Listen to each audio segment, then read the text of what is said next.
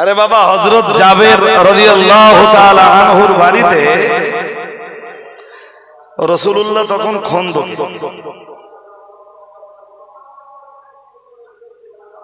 তো খন্দকের যুদ্ধের সময়, খন্দক মানে খাল, খন্দক মানে পরিখা, খন্দক মানে ক্যানেল।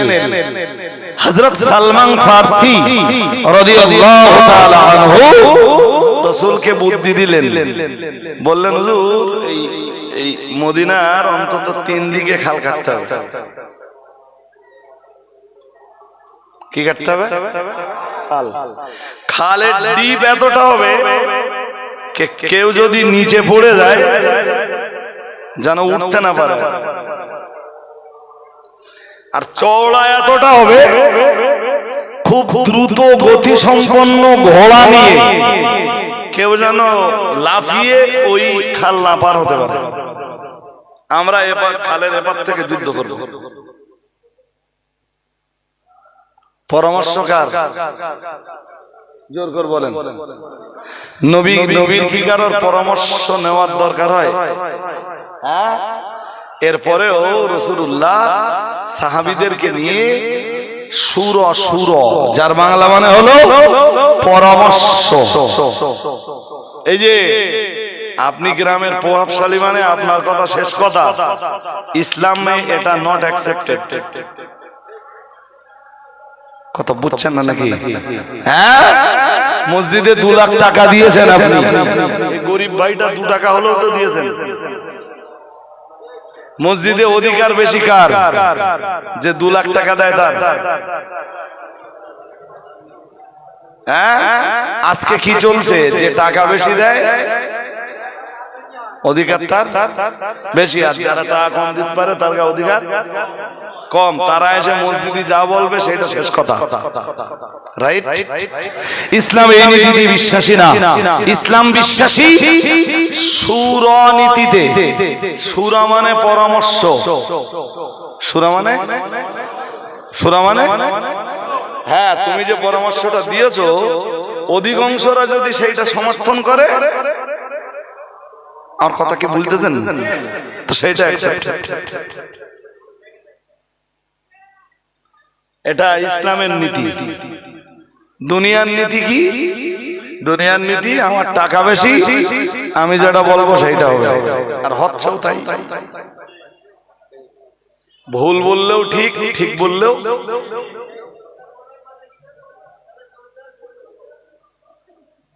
আমার কথা কি বুঝতেছেন নাকি? ওসব ভাই ইসলামে ওসব নীতি নেই।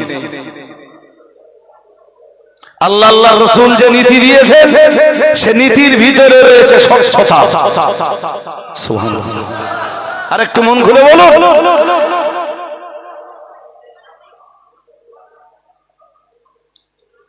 বাদশা জ্ঞানী লোকের মাঝে হ্যাঁ একজন স্বল্প বয়সী ছেলেও একটা ভালো কথা বলতে পারে।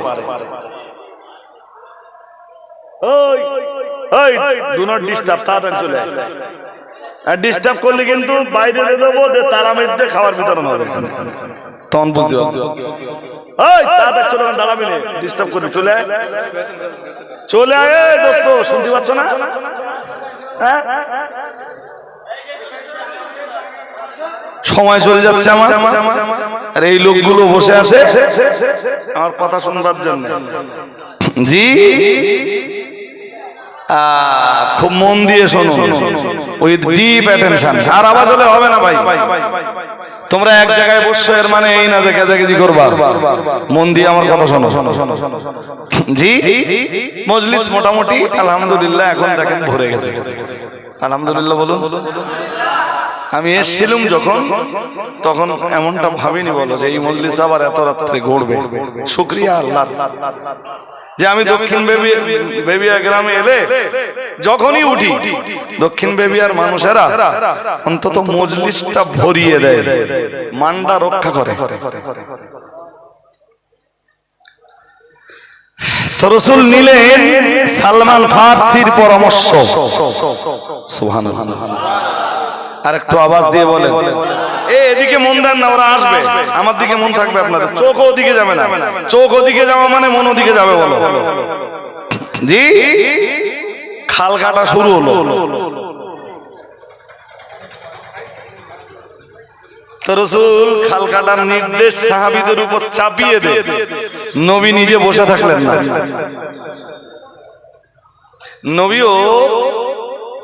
নবীও যেখানে খাল কাটা হচ্ছে সেখানে হাজির। শুধু হাজির না, হাজির থেকে নবী শুধু আঙুল ঘোরাচ্ছেন না। বলো আমরা হলে কি করি? নিজেরা শুধু আঙুল ঘোরাই। রাসূলুল্লাহ শুধু আঙুল ঘোরাচ্ছেন না, সাহাবীদের সাথে নিজেও খাল কাটাতে, মাটি কাটা, পাথর কাটায় শরীক হয়ে যাচ্ছেন। বরং তাফসীর কারকদের তাফসীর থেকে আমরা যেটা বুঝতে পারি, কোরআনুল কারীমের সূরা আলে ইমরানের 26 নম্বর আয়াত থেকে আমরা যেটা জানতে পারি, 26 নম্বর আয়াতের তাফসীর থেকে আমরা যেটা জানতে পারি যে যখন সাহাবীদের সামনে খাল কাটতে কাটতে খুব বড় বড় পাথর পড়ছিল, খুব বড় বড় পাথর, সাহাবীরা ফেল কাটতে পারতেছেন না, তখন রাসূলুল্লাহ নিজে হাতে ওই বড় বড় পাথরগুলো কেটে দিচ্ছিলেন। নেতার কাজ শুধু আঙ্গুল ঘোরানো না ময়দানে নেমে কাজও করা? এর নাম নেতা। এর নাম কি? নেতা। শুধু তুমি উপরে দাঁড়িয়ে আঙ্গুল ঘোরালে হবে না। এসো,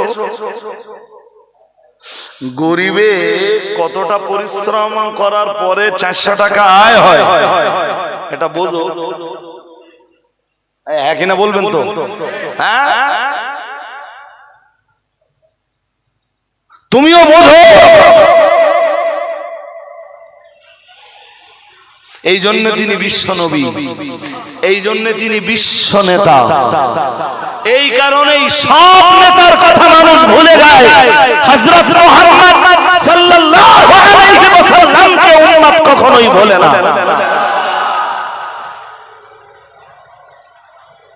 দেখতে দেখতে তো 1400-1450 বছর কেটেই গেছে রাসূলের ইন্তেকালের। জি পরে জি আজ উম্মত রাসূলকে ভুলেছে। কেন ভুলেনি? হ্যাঁ, পৃথিবীতে কোন নেতার কথা জনগণ মনে রেখেছে? রেখেছে একজন নেতার কথা মানুষ কিয়ামত তক মনে রাখবে, তিনি মুহাম্মদুর রাসূলুল্লাহ সাল্লাল্লাহু আলাইহি ওয়াসাল্লাম। তিনি নিজে ওই পাথর কাটছেন।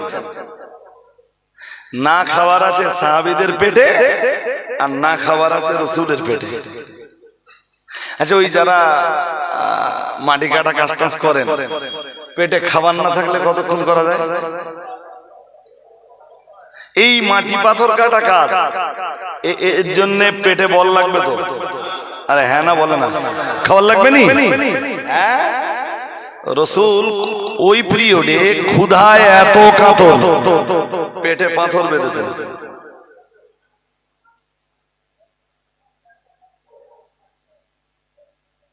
পেটে ভাবছেন কিছু?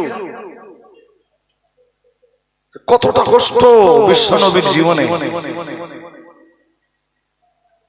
যাকে আল্লাহ পাঠিয়েছেন নবীদের লিডার করে, নবীদের সর্দার বানিয়ে, ইমামুল মুরসালিন বানিয়ে, যাকে আল্লাহ পাঠাচ্ছেন সাইয়্যিদুল আম্বিয়া বানিয়ে, সাইয়্যিদুল বাশার বানিয়ে, শাফিউল মুজনিবিন করে যাকে পাঠাচ্ছেন, যে নবীকে আল্লাহ রাহমাতুল লিল আলামিন বানিয়ে এই পৃথিবীতে পাঠিয়েছেন, সেই নবীর পেটে এত ক্ষুধার যন্ত্রণা, পেটের উপরে পাথর বাচ্চা।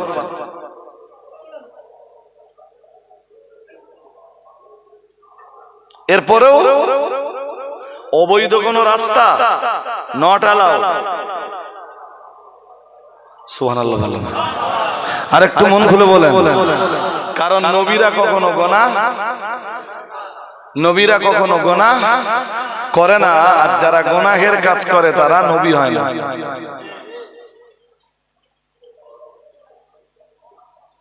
বুঝতে অসুবিধা হচ্ছে? পরপর দুটো কথা বলেছি, বলো যে নবীরা গুনাহ করে না, আর যারা গুনাহ করে আল্লাহ তাদেরকে নবী বানায় না। সাইয়্যিদুল মুরসালিনের ব্যাপারটাই তো সম্পূর্ণ স্বতন্ত্র। সুবহানাল্লাহ। আর একটু মন খুলে বলুন, বলুন তো, পেটে পাথর বাঁধছেন কিসের কষ্টে?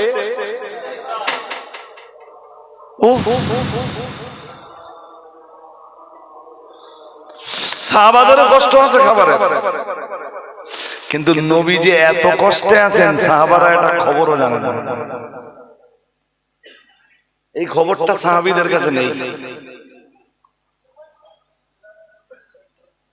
আল্লাহ পাকের নবী সাহাবী হযরত জাবের এটা অনুভব করেছেন, মুহাম্মদুর রাসূলুল্লাহ সাল্লাল্লাহু আলাইহি ওয়াসাল্লাম তিনি ক্ষুধার যন্ত্রণায় পেটের উপর দিয়ে পাথর বেঁধে রেখেছেন। এটা হযরত জাবের যখন আন্দাজ করতে পেরেছেন, রাহমাতুল লিল আলামিনের কাছে অনুমতি চাইছেন, হুজুর যদি অনুমতি থাকে আমি একটু মদিনায় ফিরে যেতে চাই।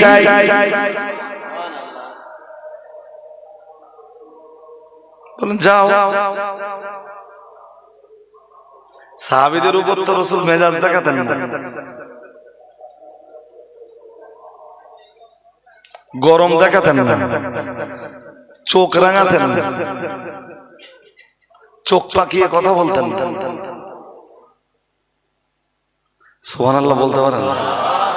হযরত আনাস 10 বছর রাসূলের বাড়ির খাদেম। হযরত আনাস বলছেন যে 10 বছরের এই খেদমতের জীবনে নবী কোনো একটা কাজ করতে বলেছেন, আমি করিনি। হয়তো কেন করিনি নবী কৈফিয়ত চান। সুবহানাল্লাহ। আরেকটু মন খুলে বলেন, কেন করিনি? আমরা হলে বাড়ির যাই, বাড়িতে যারা কাজ কাম করে কিছু বলবো না? হ্যাঁ না বলবেন তো? বলবো না? আপনার জল করে যারা কাজ করে, ধরুন যা বলে এসেছিলেন সেইটা করিনি, উল্টো একটা কিছু করেছে, কিছু বলবেন নি? হ্যাঁ, এর নাম বিশ্বনবী, এর নাম ইমামুল মুত্তাকিন, এর নাম রাহমাতুল লিল আলামিন।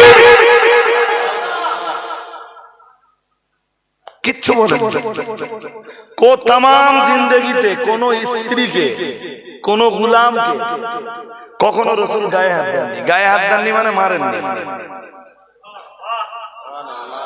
আর একটু আওয়াজ দিয়ে তো বললেন না।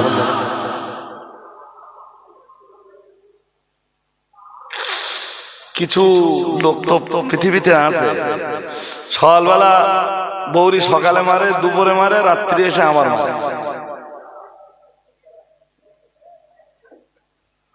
এদের মানসিকতা কি আমার মাথায় ঢোকে না ভাই। এরা কার আদর্শ মেনে চলে তাও বুঝি না। দুবেলা না 3 বেলা ধরে বউ পিটাচ্ছে। বউটা সেই যে মাইদর খেয়ে বাপের বাড়ি গেছে, ও আর বাপের বাড়িতে আসতেও চাচ্ছে না। গেলি তো আবার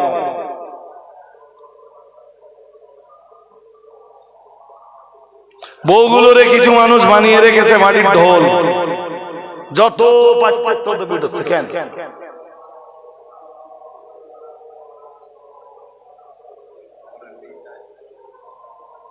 কেন? তোমার বোনের যদি ধরে ওরকম রোজ পেটে, তোমার দুলাভাই, তোমার সহ্য হবে? কথা বলে না। তোমার বাবা সহ্য হবে? সহ্য হবে না। তো বোন হিসাবে তোমার সহ্য হয় না, মেয়ে হিসাবে তোমার বাবার সহ্য হয় না। তুমি লোকের মেয়ের ধরে মারো কেন?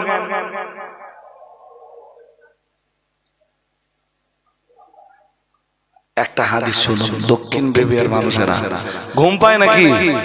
পায় না। তাহলে আমার চোখে চোখ রাখুন, আমি গোড়ার কথা ভুলে যাইনি বাবা। হযরত একটা এখান থেকে আর একটা তথ্য, ছোট ছোট তথ্য আপনাদের কাছে পরিবেশন করে আবার যে কথা বলছিলাম সেখানে আমি আপনাদেরকে নিয়ে কামব্যাক করার চেষ্টা করছি। বাড়ি আমাদের ঘরের এই যে বিবিরা আছেন এদের প্রতি কখনোই দুরাচার করবেন না। আর মায়েদেরকেও আমি বলবো যে স্বামীদের প্রতি সবসময় সদাচার করুন। কখনো যদি দেখলেন স্বামী একটু গরম, স্বামীর মেজাজ গরম, আপনি একটু মেজাজটা ঠান্ডা করুন। আর আপনাদেরকে বলবো যে যখন বাড়ি যে আপনারা দেখবেন যে আপনাদের ঘরের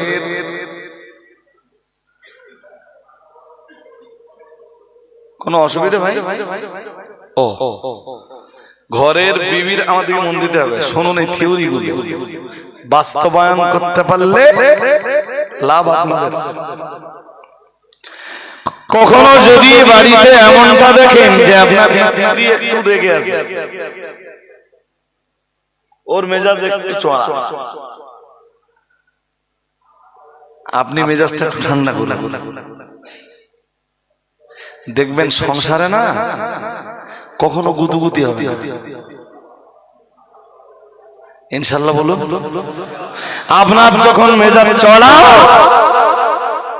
ও পরিস্থিতিটা আন্দাজ করেই ওর মেজাজটা খুব শান্ত।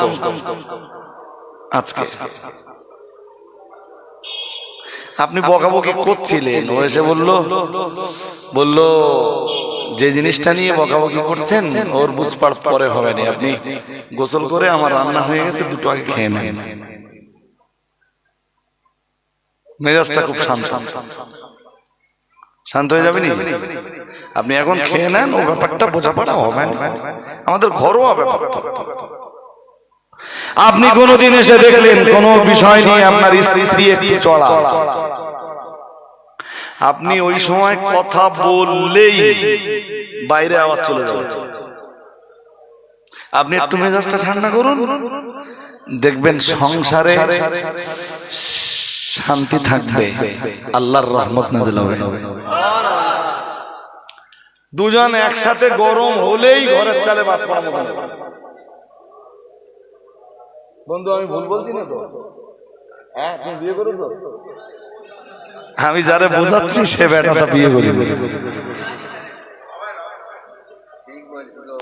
তা বিয়ে করার পরেও না, যারা বিয়ে করেননি, বিয়ের পরে আপনাদের এই থিওরি গুলো কাজে লাগবে। মাই রিকোয়েস্ট, এই যে মাই রিকোয়েস্ট, স্ত্রীদেরকে মারবেন না, মারবেন না। মায়েরা আমার শুনে আজকে খুব খুশি হলেন। এক হাদিসে এসেছে নবীজি বলেন তোমরা দাসীদের মতো স্ত্রীদেরকে মেরো না। আরে বাবা, ইসলামে তো দাস দাসীকেও মারা নিষেধ। এরপরও নবী বলেছেন দাসীদের মতো মেরো না।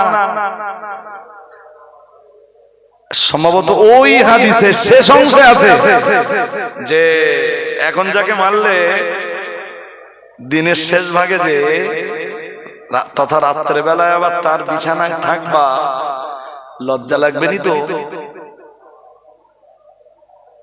বুঝতে পারেন? দিনের বেলা মাতৃ এক নাম্বার মেরেছে যে তার রক্ত বার করতে যায়, রাত্রে বেলায় দুটো আবার একই বিছানায়। কত বুঝতে পারেন? তো সেই রাত্রে যখন এক বিছানায় থাকতেই হবে, দিনের বেলা মারবার দরকারটা কি? এটাই তো নবীর নসিহত উম্মতের জন্য। কি কি চ্যাম্পিয়ন নসিহত! আপনি ভাবতে পারেন রাত্রে তুমি যার বিছানাতে থাকবে দিনের বেলায় তারে মারো কেন? হ্যাঁ হ্যাঁ, শরীয়তগত কারণে স্ত্রীকে এত বোঝানোর চেষ্টা করছেন পর্দার বিষয়টা, ও বোঝেই না। আপনি 5 বারের নামাজি, আপনি বারংবার বলছেন আমি বেনামাজির হাতের খাবার খেতে চাই না, তুমি নামাজ পড়ো। এই রকম কন্ডিশনে ইসলাম স্ত্রীকে মারবার অনুমতি দেয়। সেখানেও ইসলাম বলে এমন মার মারতে পারবে না যাতে তার হাড় ভেঙে যায়, এমন মার মারতে পারবে না যাতে তার রক্ত ঝরে, এমন মার মারতে পারবে না যাতে তার দাঁত ভেঙে যায়, এমন মার মারতে পারবে না যাতে তার ঠোঁট ফেটে যায়, এমন মার মারতে পারবে না যাতে তার নাক কান নষ্ট হয়ে যায়, এমন মার মারতে পারবে না যেই মারে তার অঙ্গহানি হয়।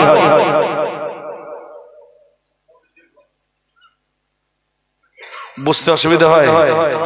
হ্যাঁ, শরীয়তগত কারণে বারংবার তাকে বোঝাচ্ছেন, সে বুঝতেছে না। আপনি 5 বারের নামাজি, আপনি বলেছেন যে আমি বেনামাজির হাতের খাবার খেতে চাই না, তুমি নামাজ পড়ো না, তোমার ঘাটতি কোথায় আমার সংসারে? তোমার আমার সংসারে তো কোনো ঘাটতি নেই, এরপরেও তুমি নামাজি নও কেন? আরে 2-1টা ঘরে 2-1জন মহিলা আছে যাদের উদাহরণ আমি কিসের সাথে দিতে পারি জানেন? নূহ নবীর ঘরের স্ত্রীর সঙ্গে দিতে পারি। নূহ আলাইহিস সালাম এত বুঝিয়েছেন তার স্ত্রীকে, লূত আলাইহিস সালাম তার স্ত্রীকে এত বুঝিয়েছেন, দেখো আল্লাহর বিধানের বিরোধিতা করো না, লা ইলাহা ইল্লাল্লাহ এটা মেনে নাও। এই 2জন নবীর স্ত্রী ওইটা কোনোদিন মেনে, পৃথিবীর সব নবীর স্ত্রীরা নবীদের ইসলাম প্রচারে সাহায্য করেছে, শুধু 2জন নবীর স্ত্রী বিরোধিতা করেছে। কয়জন? 2জন নবীর স্ত্রী বিরোধিতা করেছেন। একজনের নাম নূহ আর একজনের নাম লূত। কোরআন বলেছে ইমরাআতা নূহ। মন দিয়ে শুনতে হবে এইসব ব্যাপার। আমি কোরআনের আয়াত পড়ছি, যদি আমার জিগান যে কোরআনের কোথায় আছে বলে দিতে পারবো।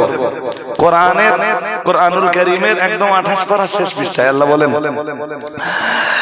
ضرب الله مثلا للذين كفروا امرأة نوح وامرأة لوط كانتا تحت عبدين من عبادنا صالحين فخانتاهما। মহান আল্লাহ জানিয়েছেন, আল্লাহ পাক দৃষ্টান্ত পেশ করেছেন, উদাহরণ দিয়েছেন নবী নূহের স্ত্রীর এবং নবী লূতের স্ত্রীর। কে কে উদাহরণ দিয়েছেন? আল্লাহ। কাদের জন্য দিয়েছেন? কাফেরদের জন্য, অবিশ্বাসীদের জন্য। আমি এর বিস্তার ব্যাখ্যা করতে পারবো না ভাই, আজকে সময় পাবো না। তারা কি করেছিল কোরআন এ ব্যাপারে স্পষ্ট করে দিয়েছে। কানাতা তাহতা আবাদাইনি, মহান আল্লাহ জানিয়েছেন কানাতা তাহতা আবাদাইনি মিন ইবাদিনা সালিহাইন। মহান আল্লাহ জানিয়েছেন এই 2জন নারী তাদের तमाम জীবনটা আল্লাহর 2জন নেক বান্দার সংসারেই কাটিয়েছেন। আল্লাহর 2জন নেক বান্দার অধীনে তারা তাদের तमाम জীবনটা অতিবাহিত করেছেন। 2জন নেক বান্দার সংসার তারা করেছেন। কানাতা তাহতা আবদাইন মিন ইবাদিনা সালিহাইন। কিন্তু মহান আল্লাহ পরে আবার জানিয়েছেন ফাখানাতাহুমা।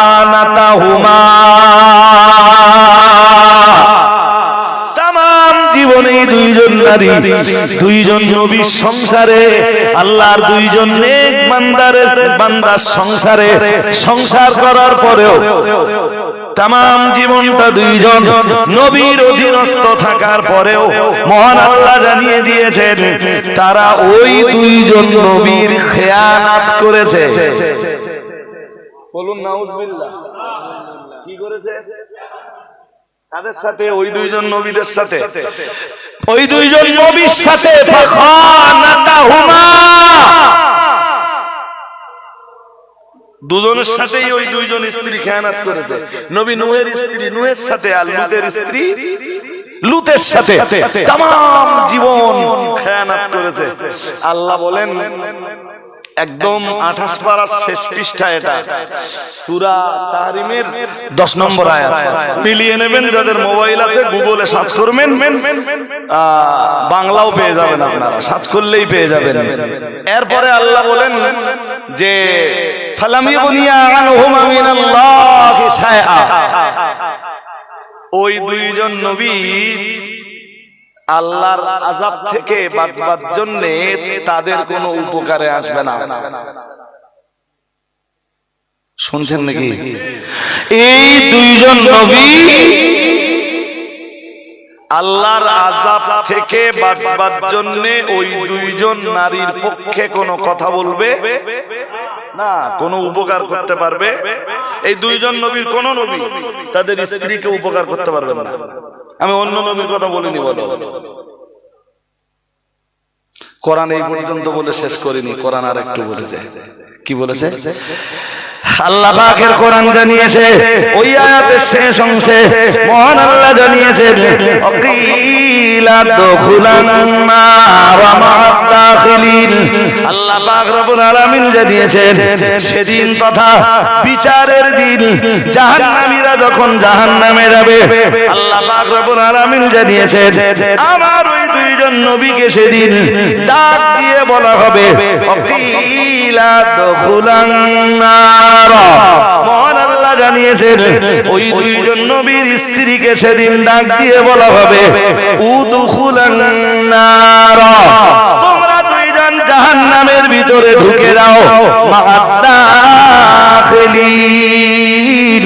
আজকের দিনে যারা জাহান্নামের ভিতরে প্রবেশ করছে, আজকের দিনে যারা জাহান্নামের ভিতরে ঢুকছে, তাদের সঙ্গে তোমরা দুইজনাও জাহান্নামে ঢুকে যাও। বলুন নাউযুবিল্লাহ।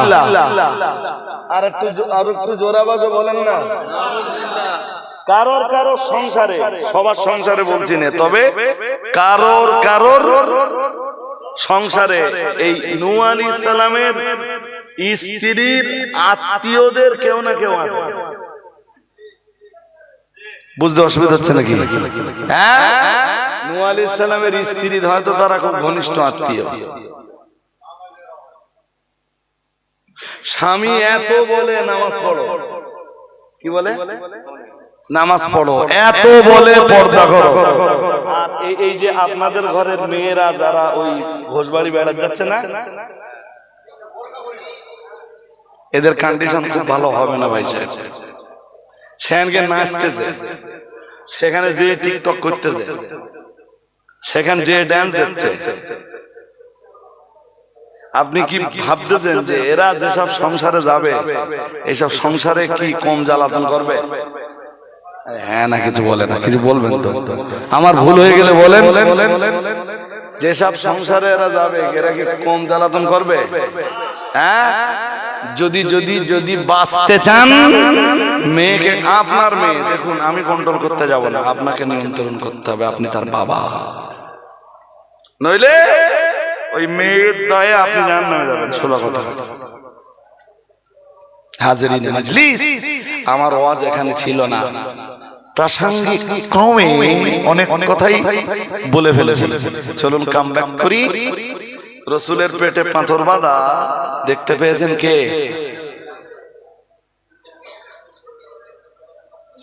নবী এই নিজের পেটে পাথর বাঁধা, এরপরেও নবী নিজের চিন্তা যতটা করছেন, ক্ষুধার্ত সাহাবীদের চিন্তা তার চেয়ে বেশি করছেন। নেতা তো তিনি যিনি নিজের ক্ষুধার চিন্তা করেন না, জনগণের ক্ষুধার চিন্তা নিয়ে ব্যস্ত থাকেন।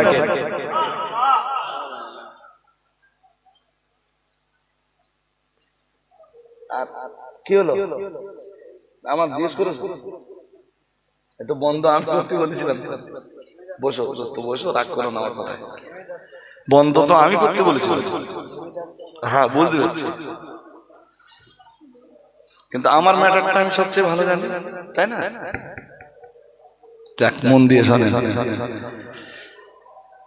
আমি খুব সহজে ভাই কারোর উপর কখনো মেজাজ করিনি, চটিনি। এমনি হয়তো দূর থেকে অনেকে অনেক রকম ভাবে, কিন্তু আমার সঙ্গে যারা খুব গাঢ় মিশেছে তারাই জানে। বলুন তো কি বলেছি যে নেতা কেমন হতে হবে? নিজের পেটের ক্ষুধার চিন্তা নেতা যতটা করবে, অধীনস্থ জনগণের চিন্তা নেতার ব্রেনে থাকবে তার চাইতে অনেক।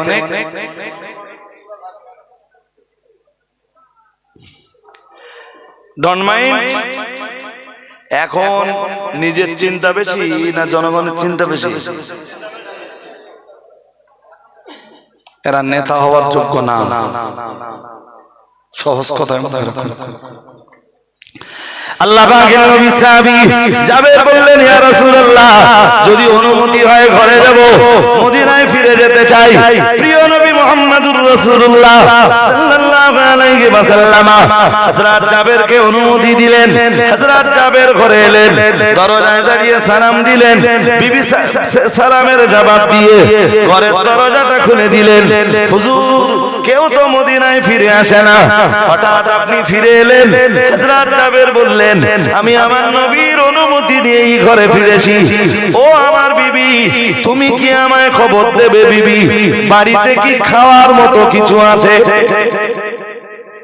বললেন, হুজুর আছে, একটা ছোট্ট ছাগলের বাচ্চা, অল্প কিছু জব। কেন? শোনো না, আমার নবী না খন্দকে খুব ক্ষুধার্ত। আমার নবীর কন্ডিশন দেখে আমার খুব কষ্ট হচ্ছিল, কিন্তু বাড়িতে আবার কি আছে না আছে এটা না শোনাম অবধি আমি তো নবীকেও কিছু বলতে পারছি না। তাই আগে তোমার কাছে এসে জানছি কি আছে বিবি। বললেন, হুজুর একটা ছাগলের বাচ্চা আর অল্প কিছু জব। বললেন, জবগুলো পেশাই করো, আটা বানাও, এগুলো রুটি বানাতে হবে, আর ছাগলটা বার করে দাও, জবাহ করে দেই। বিসমিল্লাহি। সবাই বলেননি তো বিসমিল্লাহি?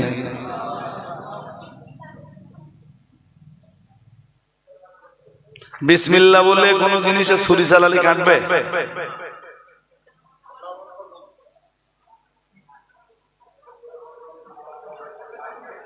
আমার কথা বুঝতে পারেননি?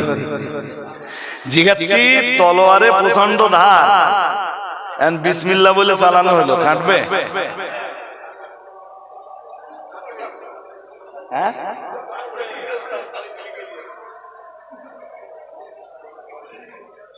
এটাও এক ভাইটাল পয়েন্ট।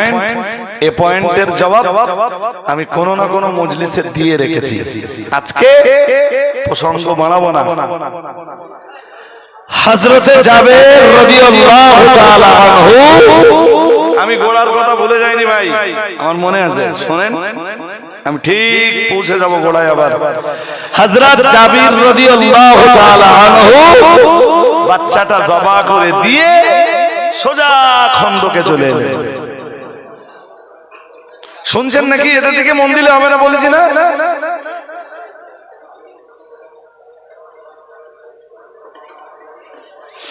লাস্ট ট্রেনে সবসময় কি হয়, প্যাসেঞ্জার নামে বেশি, প্যাসেঞ্জার নামে বেশি, কিন্তু এখন যা কন্ডিশন হচ্ছে প্যাসেঞ্জার কি উঠছে। এরকম সবসময় তো হয় না, কোনো কোনো দিন। ছাড়ুন, আমার দিকে মন দেন। এই ছোট ভাই, আওয়াজ হবে না, বসে পড়ো, বসে পড়ো। তো রাসূল করিম সাল্লাল্লাহু আলাইহি ওয়াসাল্লাম সাহাবী জাবের ফিরে এসেছেন, এসে বলছেন, হুজুর আজকে আমার বাড়িতে আপনাকে দাওয়াত দিচ্ছি। আর একটু মন খুলে বলুন, হুজুর যা কিছু ব্যবস্থাপনা হয় আপনি আমার বাড়ির মেহমান। মেহমানদারি কিন্তু খুব ভালো কাজ, জানেন? মানে খুব গরিব মানুষ, এরপরেও মেহমান আসলে কখনো মেহমানের উপরে চড়বেন না। জানেন, মেহমানরা বাড়িতে যখন আসে আল্লাহর রহমত সঙ্গে নিয়ে আসে। আরো আওয়াজ দিয়ে বলেন। আর আমি আপনার বাড়ি দুটো খাবার খেলে জানবেন ওই খাবার আসলে আপনার না, ওই খাবার আসলে কার? আল্লাহর। রুজি রুটি আল্লাহর, কিন্তু আপনার বাড়ির যেই খাবারটা আমি খাচ্ছি ও খাবারটা আল্লাহ আপনাদের জন্য বরাদ্দ করেননি, আমার জন্যই বরাদ্দ করেছিলেন বলেই আমি খাচ্ছি। কি ভাই সাহেব বুঝতে অসুবিধা হচ্ছে? হ্যাঁ, সুতরাং মেহমান আপনার বাড়ি এসে আপনার খাবার খায় না, তার রুজি রুটিতে যেটা বরাদ্দ ছিল ওইটাই খায়। কিন্তু আপনি মেহমান নওয়াজি করার কারণে আল্লাহ আপনাকে সওয়াবও দিবেন, তার রহমতও নাযিল করবেন। আর একটু মন খুলে বলেন, নবীর জীবনে যেই যেই কাজগুলো খুব ভালো কাজ ছিল, তার ভিতরের একটা কাজ ছিল, বলুন বলুন, মেহমান নওয়াজি করা। সুবহানাল্লাহ, আরো আওয়াজ দিয়ে বলেন, কি করা? এখন যা কন্ডিশন, যদিও সব মেহমানরা খাবার পায়, তবে বহু পরিবার আছে যে পরিবারগুলোতে বোন আসলে খাবার পায় না। মনোযোগ আছে, এদিকে দেখলে হবে না বলেছি, এদের দিকে মন দিয়েন না, এরা তো কাজ করবেই, লোক বাড়ছে, তা জনগণকে বসবার জায়গা দিতে হবে তো। জি, কি বোঝাচ্ছিলাম বলুন? মেহমান নওয়াজি খুব খুব ভালো কাজ। নবী জীবনে গুরুত্ব দিয়ে যে যে কাজগুলো করেছেন, তার ভিতরের একটা কাজের নাম মেহমান নওয়াজি। সুবহানাল্লাহ, আরেকটু মন খুলে। তা মেহমানদারি হবে শুধু শ্বশুর বাড়ির লোক এলি, না বোনের বাড়ির লোক এলু করার দরকার আছে? আমার কথা বোঝেন? ওই ছেলেরা মন দিয়ে শোন, কথা বলিস না। জিজ্ঞাসি আপনাদের যে মেহমান নওয়াজি শুধু শ্বশুর বাড়ির লোকের জন্য, না বোনের বাড়ির লোকেরাও এলে মেহমান নওয়াজি করার দরকার আছে? কিন্তু আপনার শ্বশুর বাড়ির কেউ এলে, শ্বশুর পক্ষের কেউ এলে ভাবি খুব খুশি, আর আপনার পক্ষের কেউ এলে সেদিন যেন ভাবে শরীর খারাপটা না করে, ভাবি যেন না বলে যে আমি এইটা, না বলে যে আমি রান্না বান্না করতে পারছি না, আমার শরীরটা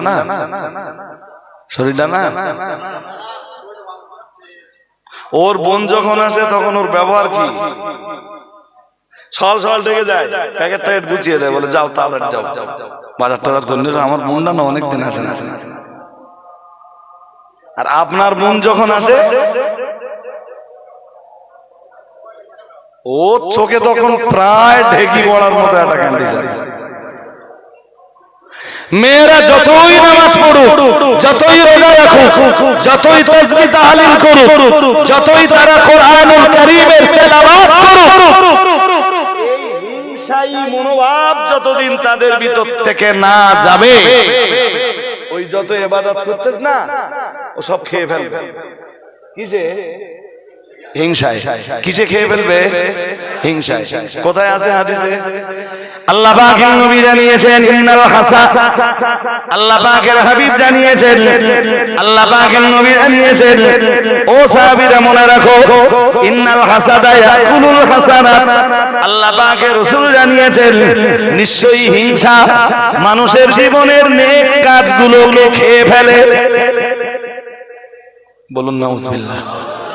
নবী এক উদাহরণ দিয়ে বলেছেন, কামা তাকুলুন নারুল হাতাব, ও কামা ক্বালা আলাইহিস সালাম, আল্লাহ পাকের রাসূল জানিয়েছেন, আল্লাহ পাকের হাবিব জানিয়েছেন, ও সাহাবীরা মনে রাখো, আগুনে কাঠ দিলে আগুন যেমন কাঠকে খেয়ে ফেলে, হিংসা তেমন মানুষের জীবনের নেক আমলকে খেয়ে ফেলে।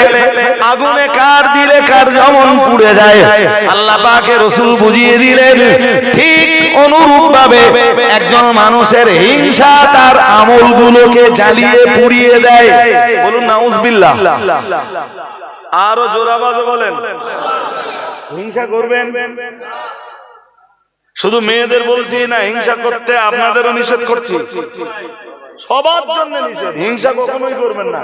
এই দান সদকা করেছেন তো, ও তিল তিল করে ওই দান সদকার যা সওয়াব সব খেয়ে ফেলবেন। আপনি বড় ভাই, ছোট ভাইয়ের উপরে হিংসা করেন না।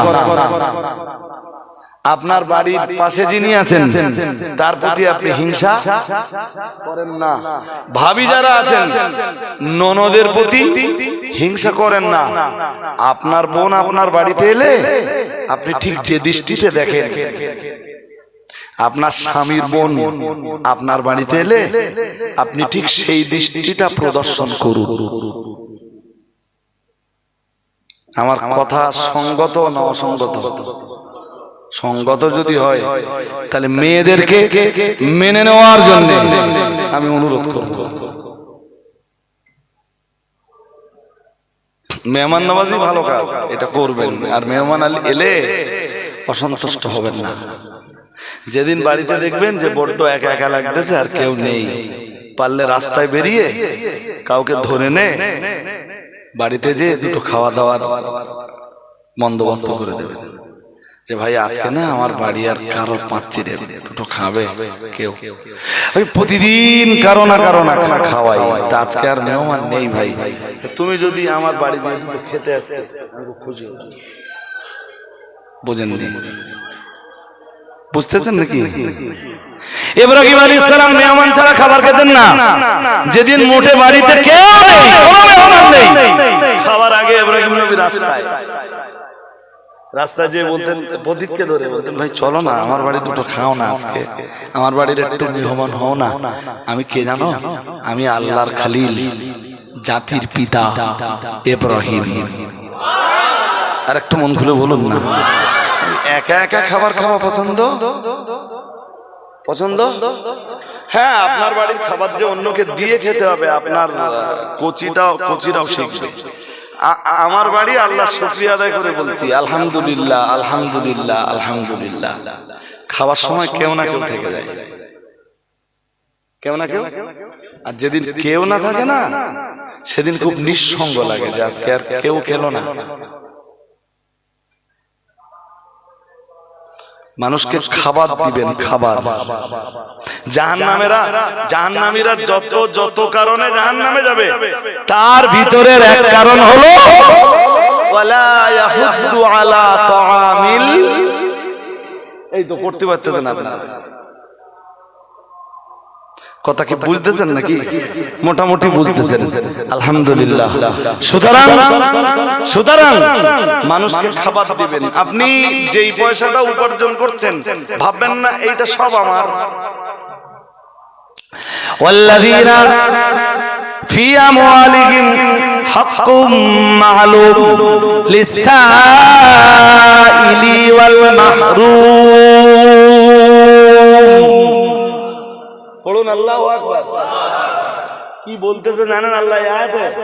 আল্লাহ বলেন, যারা এইটা বিশ্বাস করে যে আমার উপার্জিত সম্পদে অন্যদেরও কিছুটা অংশ আছে, আল্লাহ বলতেছেন তারা জাহান্নাম থেকে নিষ্কৃতি পাবে, আর তাদেরকে আমি জান্নাত দান করব।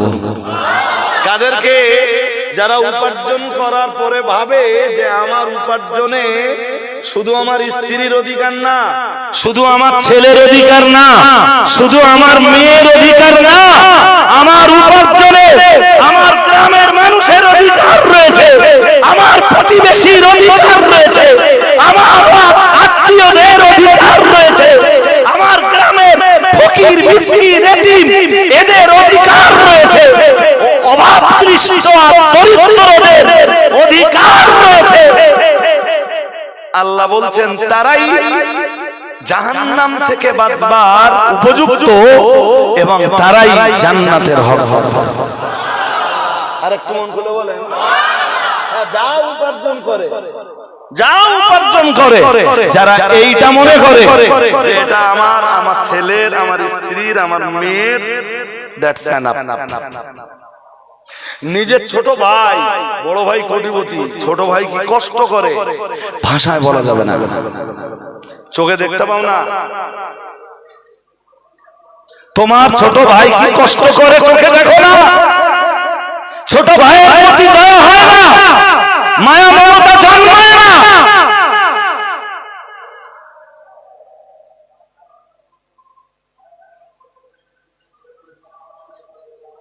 আল্লাহ আমাদের বুঝবার ক্ষমতা দান করুন। বলুন আমিন, বলুন আমিন। তবে আমি আপনাদের কাছে কোরআনের তথ্য দিয়ে বাস্তবতাগুলোকে তুলে ধরছি। এমনটা আছে দেখতে, বিশাল তেতলা বাড়ি, কারোর কিছু দেয় না, কারোর কিছু দেয় না, সব সময় তালা মারা, সময়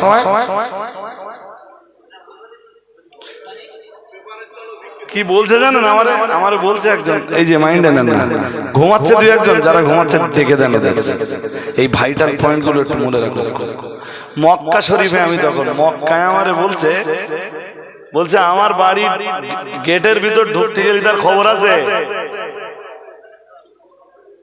হজ করতে গিয়ে বলতেছে মাস্টার মশাই বলছে আমার বাড়ির গেটের ভিতরে ঢুকতে গেলে খবর আছে। আল্লাহ ভাই সাহেব, এই এত টাকা খরচ করে এসছেন, কষ্ট হয়নি আপনার?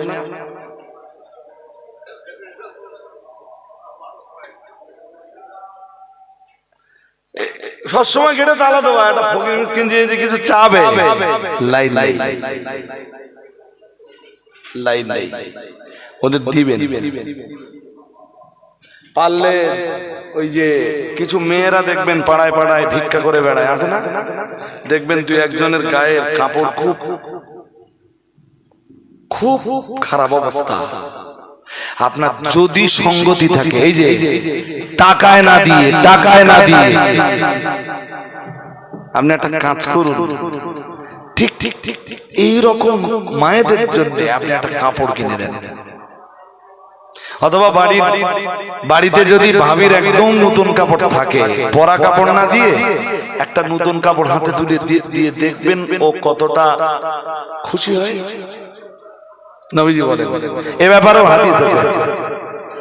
আল্লাহ পাকের নবী জানিয়েছেন, ওমান কাসা আলা উরান, আল্লাহ পাকের রাসূল জানিয়েছেন, ও আমার সাহাবীরা মনে রাখো, আমি আল্লাহ পাকের রাসূল বলছি, আমি আল্লাহ পাকের নবী বলছি।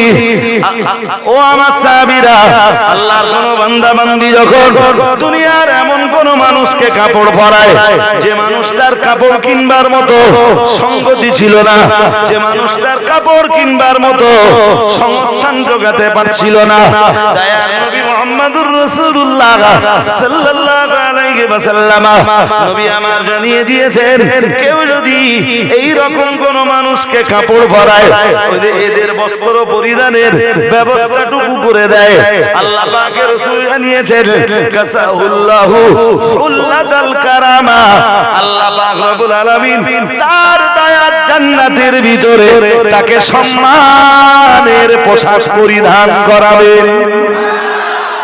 আরেকটু মন খুলে বলেন, আপনি কাপড় পরালেন মানুষকে, আর আল্লাহ কাপড় পরাবেন আপনাকে কোথায়? জান্নাতে। শুধু কাপড় নয়, সম্মানের কাপড়। আরেকটু মন খুলে বলো। সুতরাং আমার কাছে যা যা শিক্ষা নেবেন আমার ওদের, তার ভিতরে এই শিক্ষাটাও যেন থাকে, যে কখনো যদি এমন মানুষকে দেখে মনে হয়েছে, আপনি রাস্তা দিয়ে চলছেন তো কি আছে, পকেটে টাকা আছে, ভাবছেন যে এই লোকটার একটা কাপড় দিলে ভালো হতো, যদি পসিবল হয় আপনি লোকটাকে একটা কাপড় দিন।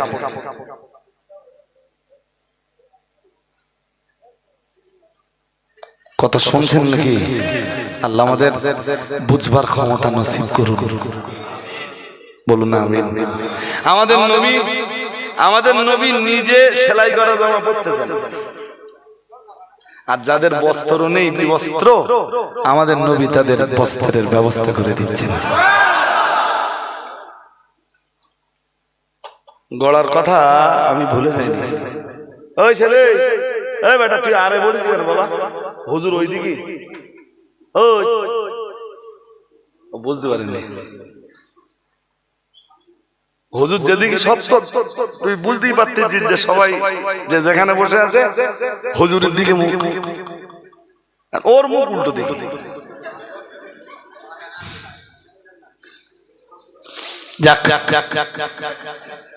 মূল লাগান টাচ করি, সে 1 ঘন্টা বলেছিল, কখন হয়ে গেছে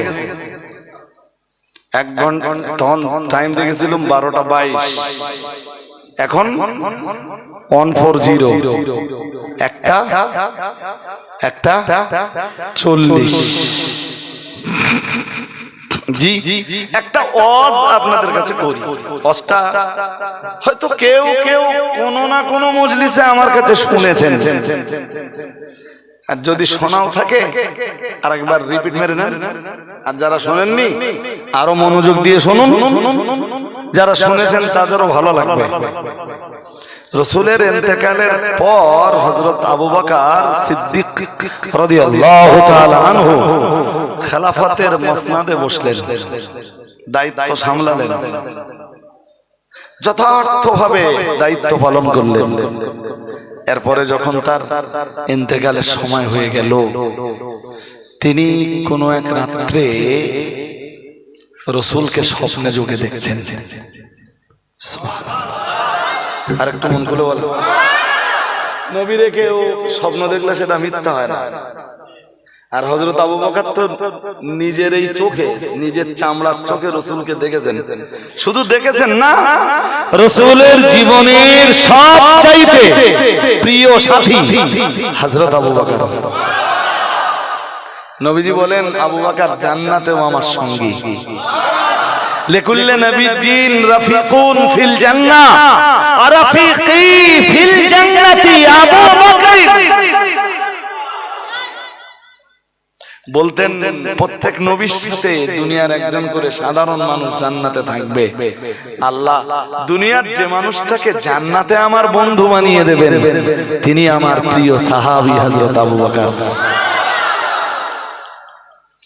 হযরত আবু বকর ইন্তেকালের আগে কোন এক রাতে স্বপ্নে দেখছেন রাসূলুল্লাহ স্বপ্নযোগে তার দিদার দিয়েছেন।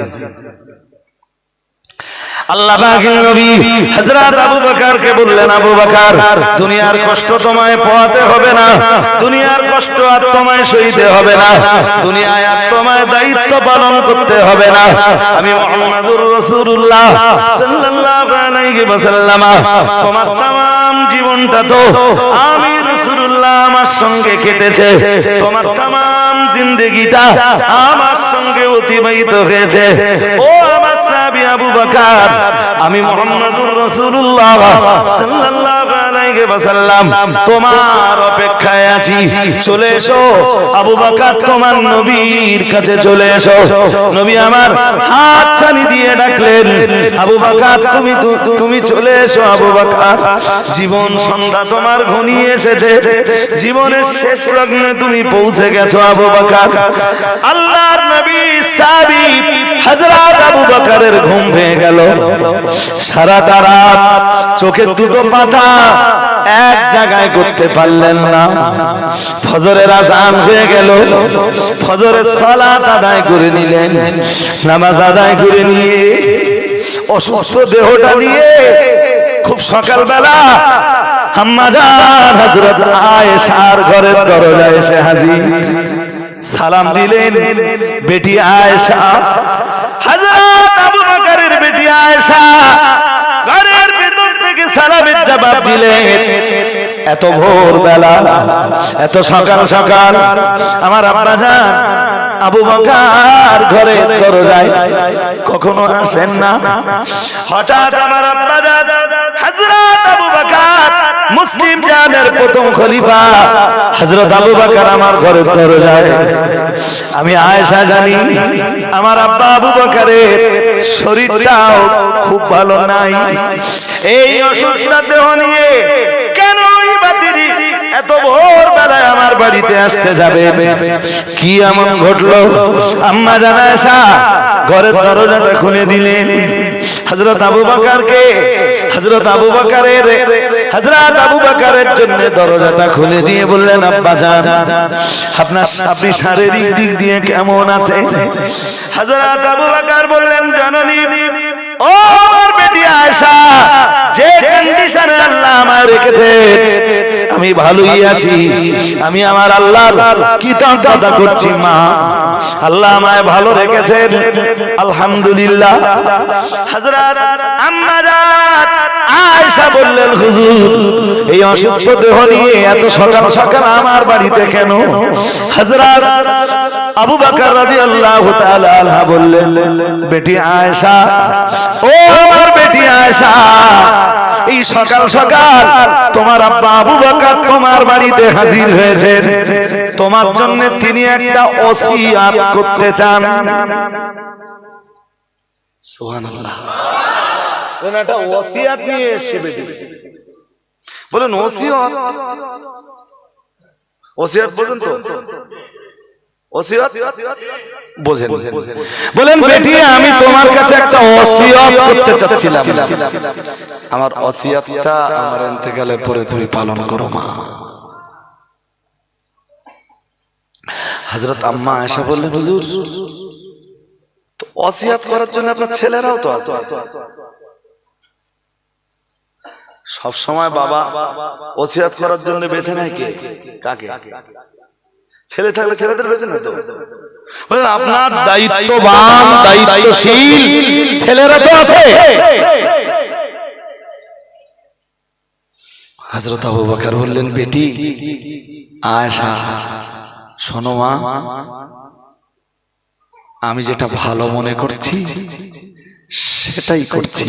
আমি জানি আমার পুত্র সন্তান আল্লাহ দিয়েছেন, তারাও যোগ্য, তো ওসিয়তটা তোমার কাছে করছি মা, আমার ইন্তেকালের পরে আমার ওসিয়তটা পালন করো।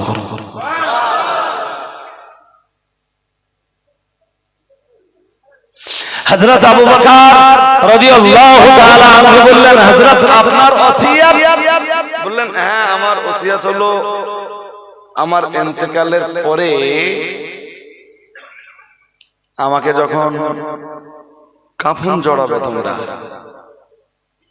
যারা আমার কাফনটা জড়াবে আয়েশা, তুমি তাদেরকে একটু বলে দিও আমাকে তারা আমার জন্য নতুন কোন কাফনের কাপড় আমার শরীরে যেন না জড়ায়। আমার এই যেসব ব্যবহৃত জামা কাপড় আছে এইগুলো কেটে কেটে যেন আমার জন্য কাফন বানানো হয়। হযরত আয়েশা তো শুনে অবাক হয়ে যাচ্ছেন। যে কোনো লোক মারা গেলে আমরা কাফন পুরাতন দেই, শেষ বিদায় না? হ্যাঁ না কিছু বলেন? কবরস্থ করছি মানে শেষ বিদায় তো। দক্ষিণ বেবিয়া গ্রামের যে কোনো পাড়ায় যত গরিব মানুষ সে কি পুরাতন কাপড় নিয়ে কবরে গেছে এরকম নজির আছে? নেই। তাদের যদি কাপনের কাপড় কেনার টাকা নাও থাকে, কেউ না কেউ দাঁড়িয়ে যায় যে আমি কাপনের কাপড় কেনার টাকাটা দিচ্ছি। আছে না?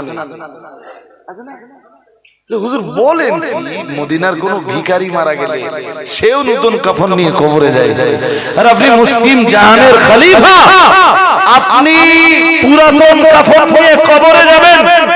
তা কেমনে হয়? হযরত আবু বকর বললেন, আয়েশা, ওইভাবেই হয় যেভাবে আমি ওসিয়ত করেছি। তো তোমায় ব্যাখ্যা জানতে হবে না মা, তোমার যেটা ওসিয়ত করছি আমার ইন্তেকালের পরে ওসিয়তটা পালন করো। আম্মা জান হযরত আয়েশা সিদ্দিকা রাদিয়াল্লাহু তাআলা আনহা এক বিন্দু দেরি না করে বললেন, আব্বা জান, কিন্তু কারণটা কি আমি জানতে পারবো না?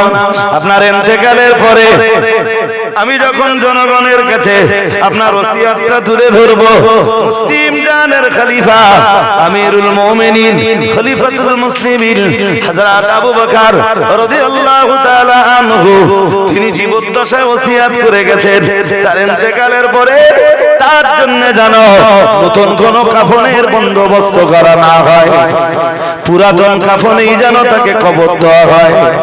আব্বা জান, জনগণকে আমি আয়েশা যখন বলবো, জনগণ যদি আমায় জিজ্ঞেস করে কিন্তু হযরত আবু বকরের এই ওসিয়তের হিকমতটা কি, হুজুর আমি তো তাদের কাছে নিরুত্তর হয়ে যাব, উত্তরটা অন্তত আমায় একটু বলে দেন। আল্লাহর নবী সাল্লাল্লাহু তামাম জীবনের সঙ্গী, কবর জীবনের সঙ্গী, জান্নাতের সঙ্গী হযরত আবু বকর বললেন, বেটি আয়েশা, জনগণ যদি তোমার কাছে এর ব্যাখ্যা চাইতে থাকে, তুমি জনগণকে শুধু একটাই কথা বলে দিও, মা, আমার আব্বা আবু বকর যেমন ওসিয়ত করে গেছে, আমি আমার আব্বা হযরত আবু বকরের সেই ওসিয়তটাই আপনাদের কাছে পেশ করছি জনগণের কাছে। তোমায় অত ব্যাখ্যা করতে হবে না বেটি। হযরত আম্মা জান আয়েশা বললেন, হুজুর জনগণের কাছে আমি ব্যাখ্যা নাই বা দিলাম, কিন্তু আমার মনটা তো চাইছে হুজুর ব্যাখ্যাটা জানতে, আমার নিজের মনটা খুব চাইছে, যদি ব্যাখ্যাটা একটু আমায় বলে দিতেন। আল্লাহর নবী সাহাবী হযরত আবু বকর বললেন, মা তুমি যখন নাছোড় বান্দি হয়ে গেছো, ব্যাখ্যা তোমায় যখন দিতে হবে, ব্যাখ্যা দেওয়ার আগে তুমি আমায় বলো না মা, আমি আমার জীবনে আমি আমার জিন্দেগিতে যত আমল করেছি, আমার ইন্তেকালের পরে আমাকে নতুন কাপড়ে মুড়িয়ে যদি কবরের ভিতরে রেখে আসো, নতুন কাফন নিয়ে কবরের ভিতরে যাওয়ার ফলে আমার জিন্দেগির নেক আমলের তুলনায় আমি যা নেক আমল করেছি, কাফনের কাপড়টা নতুন নিয়ে যাবার কারণে আল্লাহ তাআলা আমার নেক আমলের পরিমাণটা কি বাড়িয়ে দেবেন? হযরত আম্মা জান আয়েশা বললেন, জি না। আল্লাহর নবী সাহাবী হযরত আবু বকর আবার বললেন, আয়েশা আমার ইন্তেকালের পরে আমাকে নতুন কাফনে না মুড়ে, নতুন কাফনের বন্দোবস্ত না করে পুরাতন কোন কাফন দিয়ে আমাকে কবরের ভিতরে দিলে আমি আমার জিন্দেগিতে যত আমল করেছি মা, তাতে কি আমার আমলের পরিমাণ নেকির পরিমাণটা কি আল্লাহ কমিয়ে দেবেন? আম্মা জান আয়েশা বললেন, তাও না। হযরত আবু বকর বললেন, আয়েশা নতুন কাপড় নিয়ে কবরের ভিতরে গেলে যদি আমার নেকির পরিমাণ বেড়ে না যায়, আর পুরাতন কাফন নিয়ে কবরের ভিতরে গেলে যদি আমার নেকির পরিমাণটা কমে না যায়, আমি আবু বকর, আমি আল্লাহর নবী সাহাবী আবু বকর, আমার মনে হয় জানো আমার ইন্তেকালের পরে আমাকে নতুন কাফনের কাপড় পরিয়ে কবরে দেওয়ার জন্য, আমার জন্য নতুন কাপড় কিনতে যে পয়সাটা তোমরা খরচ করবা, আমি আবু বকর আমার মনে হয় জানো ওই পয়সাটা আমার জন্য অপচয় হয়ে যাবে বেটি। খবরদার জানো আমার ইন্তেকালের পরে আমার জন্যই অপচয়টা করো না মা। আমার ইন্তেকালের পরে আমার জন্য নতুন কাফনের কাপড় কিনতে যে পয়সাটা লাগবে মা, ওই পয়সাটা আমার পাশে আমার জন্য খরচ না করে এই মদিনার কত অভাব ক্লিষ্ট আছে, এই মদিনার কত দরিদ্র মানুষেরা আছে, কত অসহায় মানুষেরা আছে, যারা নিজেদের অন্ন নিজেরা জোটাতে পারে না, নিজেদের ক্ষুধা নিবারণের খাবার নিজেরা যারা জোটাতে পারেন না, নিজেদের বস্ত্র নিজেরা যারা জোটাতে পারেন না, ব্যবস্থা করতে পারেন না, ও আমার বেটি আয়েশা, ও আমার বেটি আয়েশা, এই মদিনায় এমন মানুষ আছেন যারা নিজেদের ট্রিটমেন্টের খরচটা নিজেরা জোগাতে পারেন না। আমি আবু বকর মনে করি আমার ইন্তেকালের পরে আমার জন্য নতুন কাফনের কাপড় দিতে যে পয়সাটা খরচ হবে, ওই পয়সাটা মদিনার দুস্থ অসহায় অভাবগ্রস্ত গরিবদের ভিতরে যদি তোমরা দান করে দাও, আমি আবু বকর কবরের ভিতরে আরো বেশি শান্তিতে থাকবো।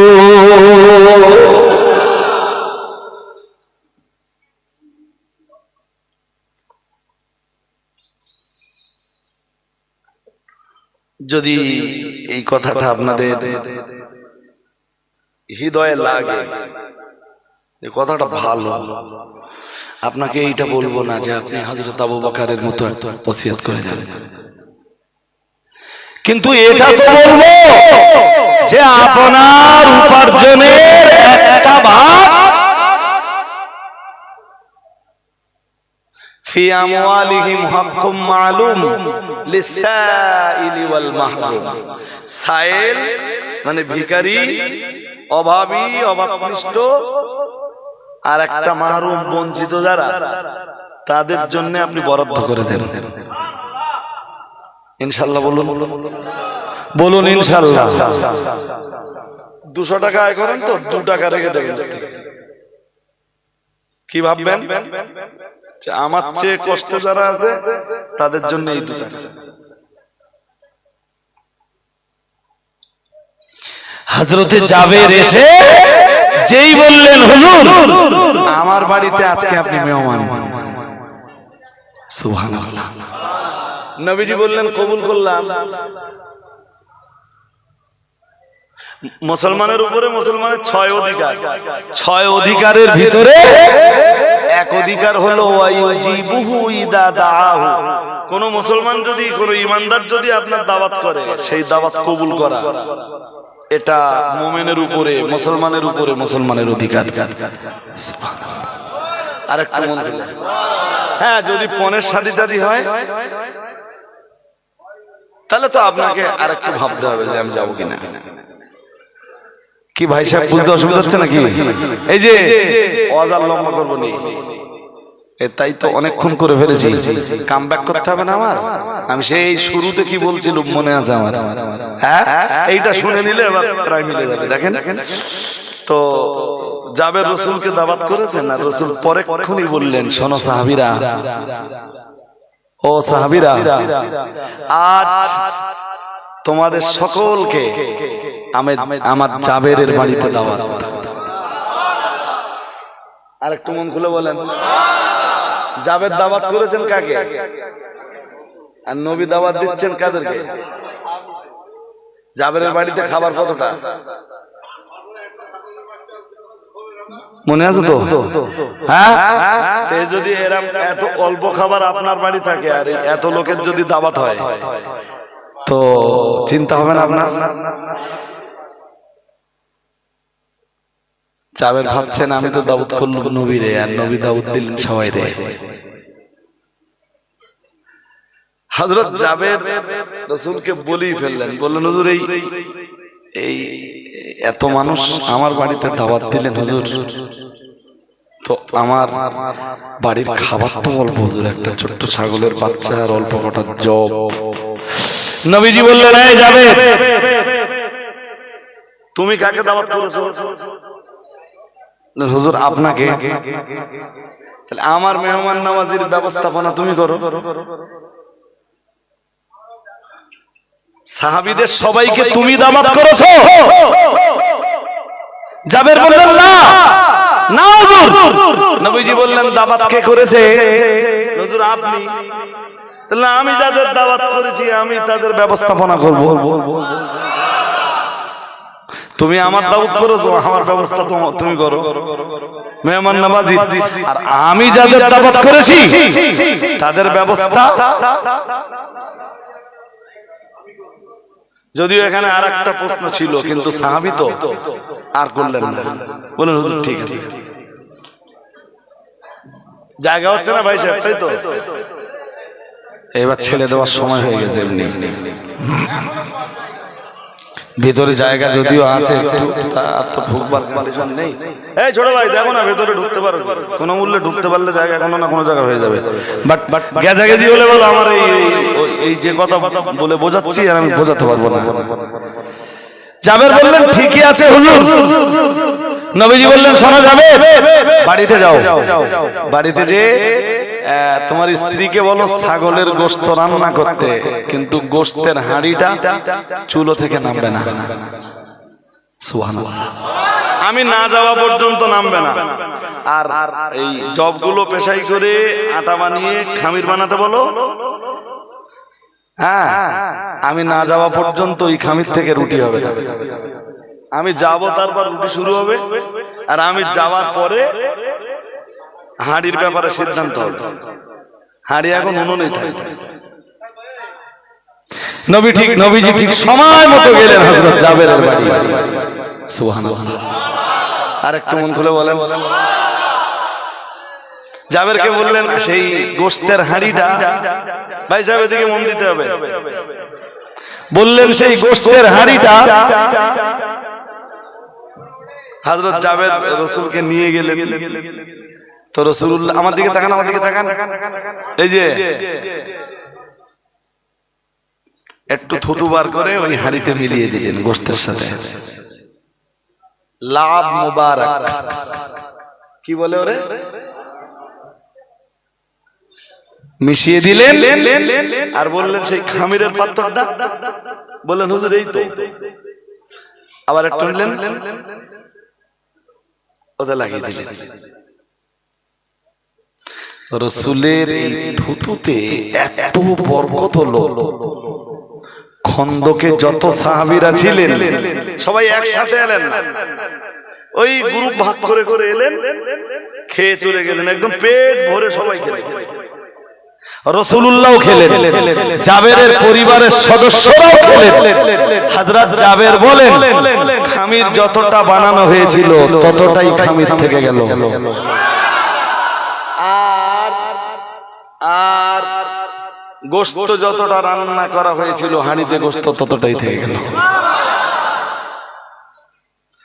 এবার বলুন তো নবীর জীবনের এই ঘটনা স্বাভাবিক না অস্বাভাবিক?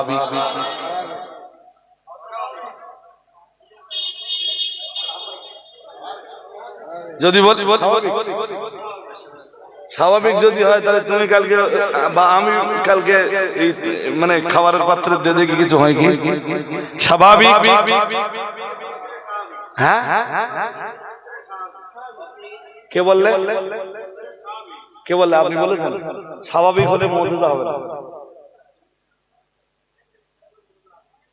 এইটাই তো বোঝার চেষ্টা করাচ্ছি আপনাদের, বোঝান যে ঘটনা যদি স্বাভাবিক হয় তখন আর মুজিজা হয় না। আরে বাবা যেটা আমার দ্বারা হয়, এনার দ্বারা হয়, এনার দ্বারা হয়, ওনার দ্বারা হয়, আমাদের সবার দ্বারা হয়, সেটা মুজিজা হলো। কথা হয় না? অস্বাভাবিক কিছু যখন প্রকাশ ঘটে সেইটারে তখন বলে নবীদের থেকে হলে নবীদের থেকে অস্বাভাবিক ঘটনার প্রকাশ ঘটলে বলা হয় মুজিজা।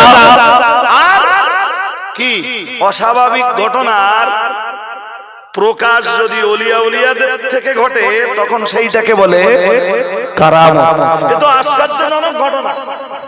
খাবারে একটুখানি থুতু দিলে অত লোক খেতে পারে নাকি? কথা হয় না? ঘটনাটা আশ্চর্যজনক, ঘটনাটা দ্যাট ইজ মুজিজা। সুবহানাল্লাহ। আরেকটু মন খুলে বলুন।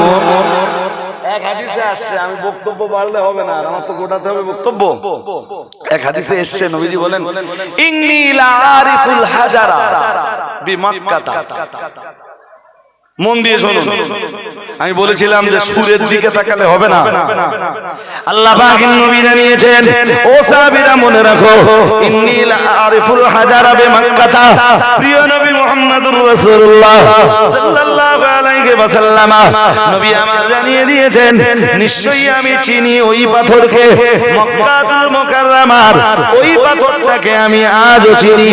কানা ইউসাল্লিমু আলাইয়া, মক্কার যে পাথরটা আমি মুহাম্মদুর রাসূলুল্লাহ সাল্লাল্লাহু আলাইহি ওয়াসাল্লাম আমায় দেখে সালাম দিত।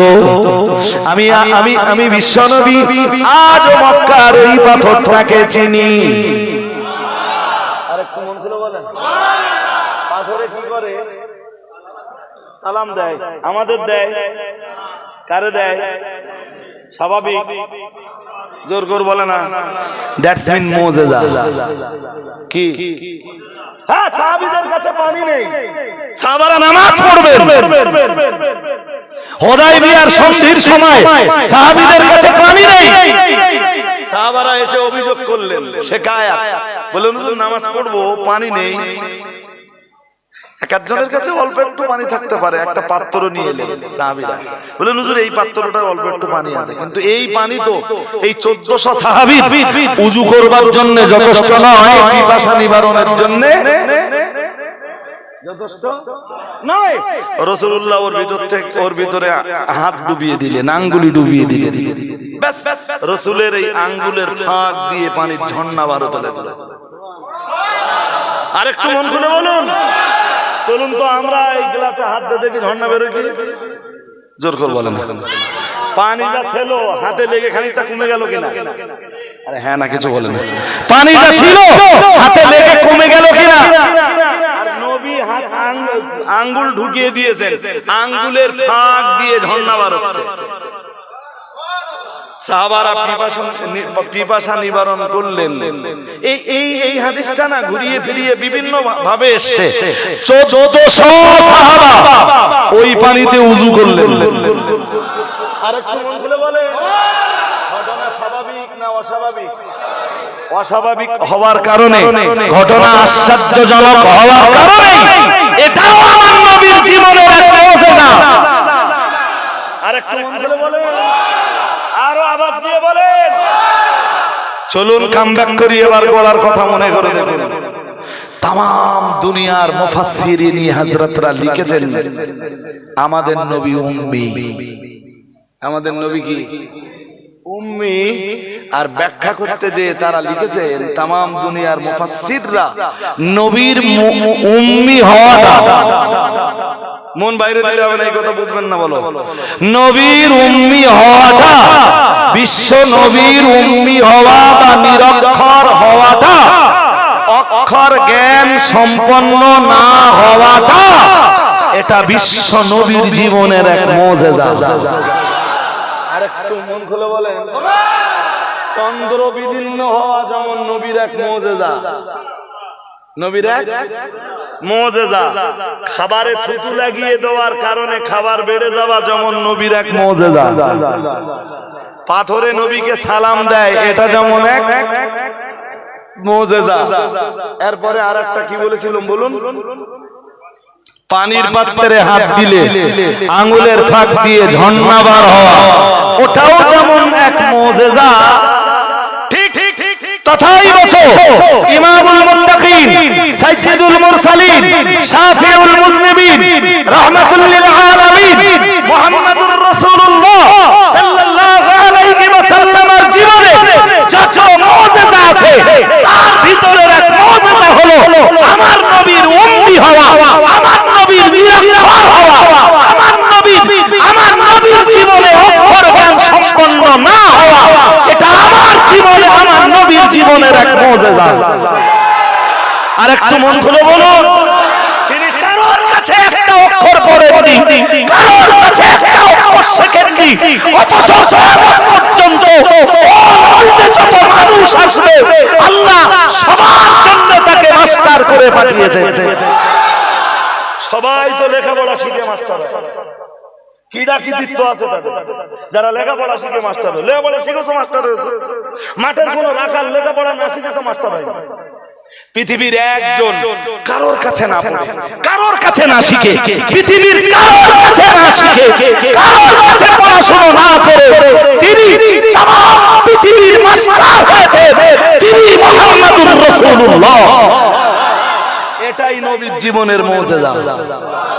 আমি কারোর কাছে পড়লুম না, কারোর কাছে শিখলুম না, কারোর কাছে কোনোদিন পড়তে গেলুম না, কারোর কাছে কোনোদিন লেখা শেখবার জন্য গেলুম না, এরপরও আমি রাসূলুল্লাহ সবার মাস্টার। ঘটনা স্বাভাবিক না অস্বাভাবিক? তাহলে নবীর উম্মি হওয়াটা, এটা নবীর মর্যাদা বাড়লো না কমলো? সবাই বলেন। হ্যাঁ, মানুষকে বোঝানো হচ্ছে উল্টো করে, বলে নবীরে উম্মি বললে তাওহীন হবে। কি হবে? কি হবে? শব্দটা এরকম, তাওহীন হবে।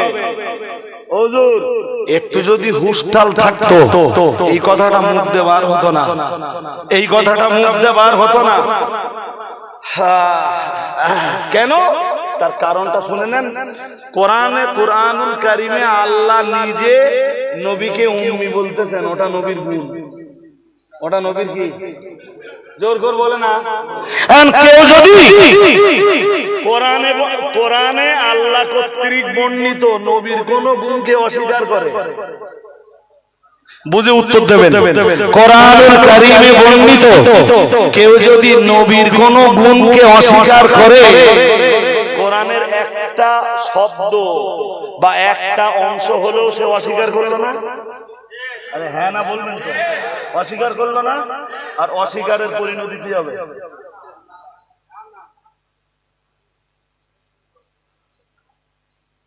ঈমানের তো দুটো অংশ আছে, লা ইলাহা ইল্লাল্লাহ প্রথম অংশ, পরের অংশ মুহাম্মাদুর রাসূলুল্লাহ সাল্লাল্লাহু। এবার কোরআনে উম্মি বলে ঘোষণা দিচ্ছেন আল্লাহ নিজে, তো হ্যাঁ না কিছু বলে না। যদি কেউ নবীর উম্মি হওয়াকে অস্বীকার করে তাহলে কোরআনের এই অংশটা বাদ যাচ্ছে তো। এই জন্য আল্লাহ নবীরে যে গুণে গুণান্বিত করেছেন তাম দুনিয়ার মুফাসসিররা ঠিক তাই বলে, আর সবাই লিখেছেন যে এটা নবীর জীবনের মুজিজা। সুবহানাল্লাহ। আর একটু মন খুলে বলেন না, নবীর জীবনের প্রচুর মুজিজা ছিল, তার ভিতরে এটাও আমার নবীর জীবনের অন্যতম এক মুজিজা। আমি এই ভাই সাহেব ঘুমিয়ে পড়েছে নাকি? ডেকে দেন। একটা কথা বলি, এই কটা মজলিসে বলছি, গতকালকেও বলেছি, তবে কালকের আলোচনা আর আজকের আলোচনা দুইটা একরকম নয়। জি একটু কথা বলবেন। এই দাঁড়িয়ে পানি পান করতেছ কেন? করছি খোকা, আমি নবী রস করতেছি আর সেই মজলিসে দাঁড়িয়ে পানি পান করতেছে। আমার নবীজি বলেন যে তোমাদের ভিতরে কেউ যেন দাঁড়িয়ে পানি না পান করে। কেউ যদি দাঁড়িয়ে পানি পান করে ফেলে, পরে বলেছেন সে যেন বমি করে।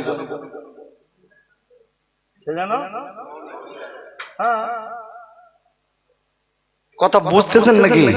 বাম হাতে খাবেন না, বাম হাতে পানি পান করবেন না। হ্যাঁ, আর দাঁড়িয়ে পানি পান করবেন না। পানি পান করতে গেলে কিভাবে করতে হবে? চাড়া দাঁড়িয়ে খাওয়া যাবে। জোর করে বলুন, চা কিভাবে খাবে? বসে। সবসময় কি বসে খাওয়া হয় না? মাঝে মাঝে দাঁড়িয়ে খাওয়া পড়ে।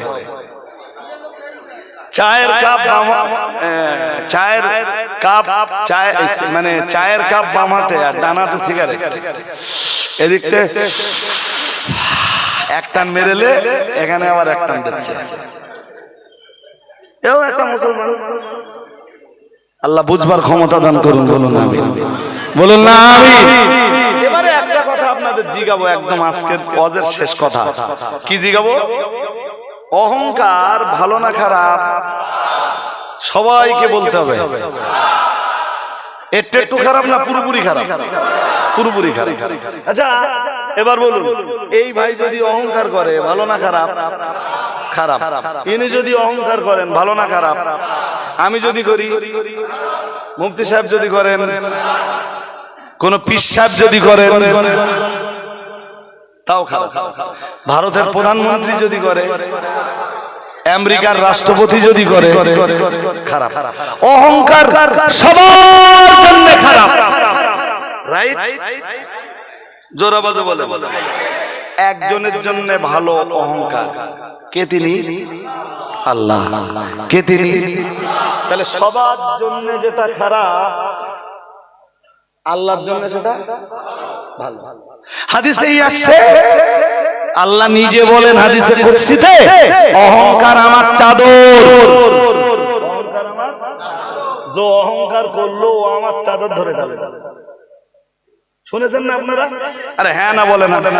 তাহলে অহংকার মানায় কার? আল্লাহ। অহংকার মানায় কার? কেন মানায়? আমি তার লম্বা ব্যাখ্যা দিতে যাচ্ছি, দিলে অনেক ব্যাখ্যা করতে হবে। জি, তাহলে অহংকার সবার জন্য নিন্দনীয়, একজনের জন্য প্রশংসনীয়। তিনি কে? আল্লাহ। এই ভাই নিরক্ষর হবে, এটাই ভাইয়ের জন্য খারাপ। আমি নিরক্ষর হলে আমার জন্য, ইনি নিরক্ষর হলে এনার জন্য, ইনি নিরক্ষর হলে এনার জন্য, উনি নিরক্ষর হলে ওনার জন্য। দক্ষিণ বেবিয়ার মানুষ নিরক্ষর হলে সেটা প্রত্যেকের জন্য খারাপ। নিরক্ষর হওয়া একজনের জন্য ভালো। উত্তর দেন এবার। আল্লাহ যেমন অহংকার একজনের জন্য ভালো, তিনি আল্লাহ, আর কারোর জন্য ভালো না। ঠিক অনুরূপ ভাবে নিরক্ষর হওয়াটা সবার জন্য খারাপ, সবার জন্য নিন্দনীয়, একজনের জন্য ভালো, তিনি মুহাম্মদুর রাসূলুল্লাহ সাল্লাল্লাহু আলাইহি ওয়াসাল্লাম।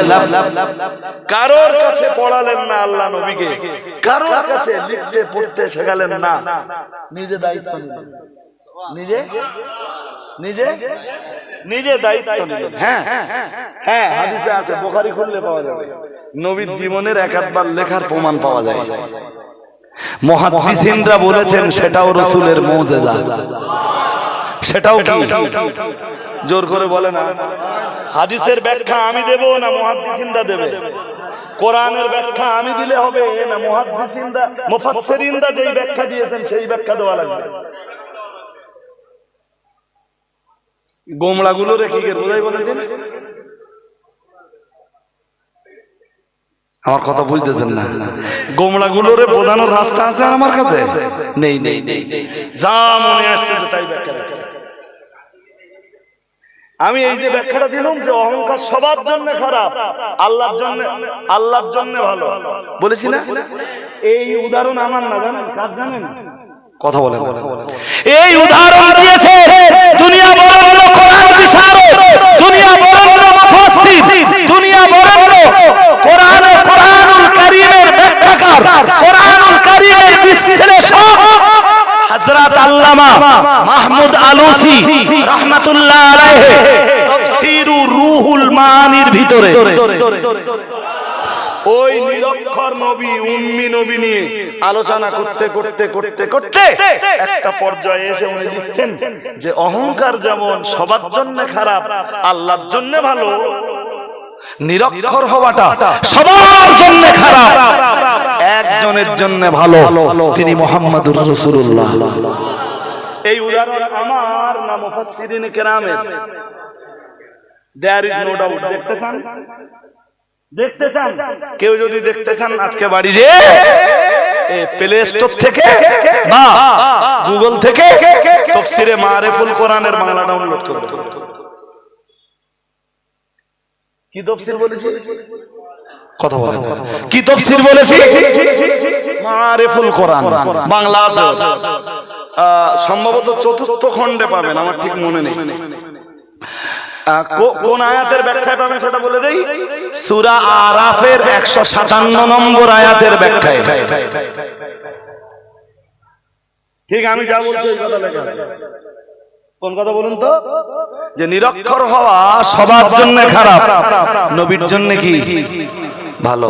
যে বিশ্ব নবী কারোর কাছে পড়লেন না, কারোর কাছে লেখা শিখলেন না, এরপরেও আল্লাহ পূর্ববর্তী পরবর্তীদের সমস্ত প্রকারের জ্ঞান তার নবীকে দান করলেন।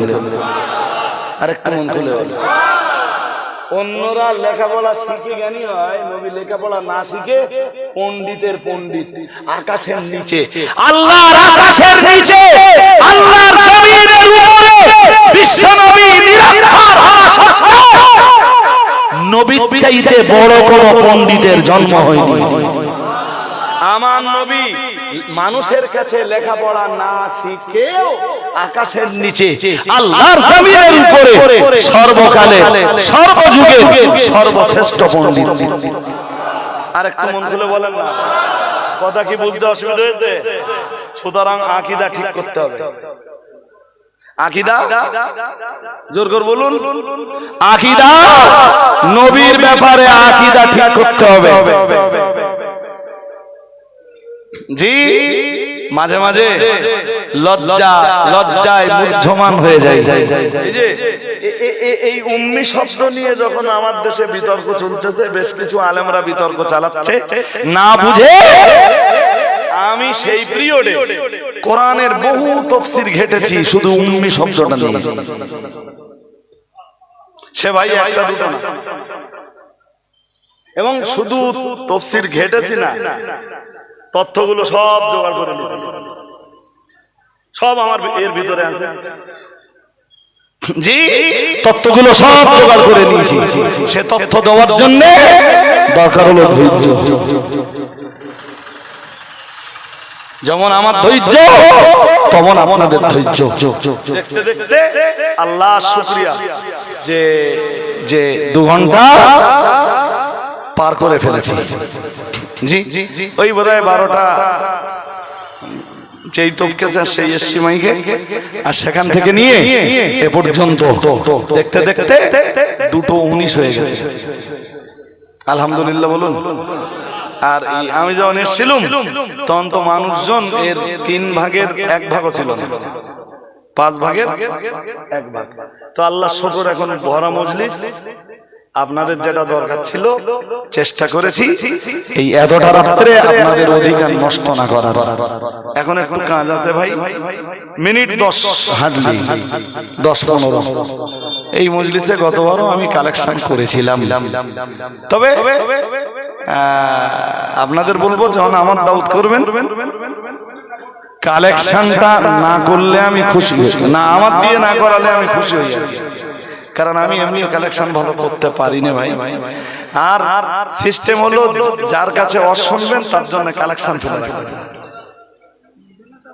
দ্যাটস মিন ওয়াজ করা হুজুর আলাদা, কালেকশন করা হুজুর আলাদা। আর যদি মনে করেন না আমার দিয়ে কালেকশন করাবেন